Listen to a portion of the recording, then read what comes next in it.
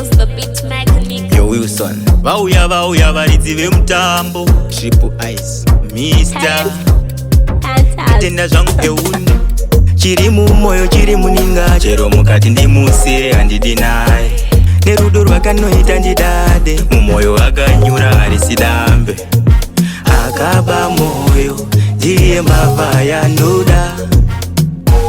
anoita ndigutsikane zvamanje manje ndiri murudo naye ndoita kudada naye ndoita kudada naye ndoita kudada handife ndada mumwe musikana naye ndoita kudada naye ndoita kudada naye ndoita kudada handife ndada mwana wandinoda nondipa rudo rwandinoda nondibata zvandinoda kumuchaya handimboda moyo wangu ndakamupa vamwe sana handimboda zvana memo ndakabuka ndiye chete wanakasarura ndangwe mukati hatifita zvina basi moyo muti wakamera ndakatotsika midzi mashoko anopfuura zvamunozasa zvina basi rambai muchisasi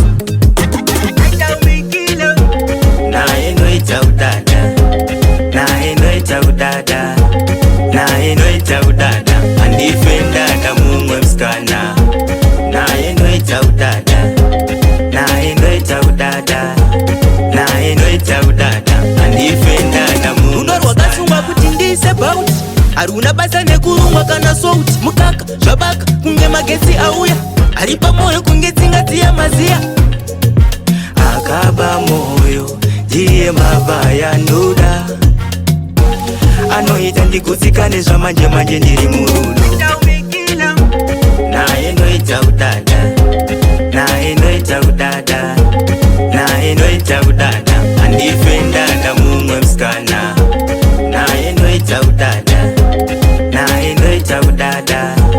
naye ndoita kudada handife ndada mwana wandinoda nondipa rudo rwandinoda nondibata zvandinoda kumuchaya handimboda moyo wangu ndakamupa vamwe sana handimboda zvana memo ndakabuka ndiye chete wanakasarura ndangwe mukati hatifita zvina basi moyo muti wakamera ndakatotsika midzi mashoko anopfuura zvamunozasa zvina basi rambai muchisasi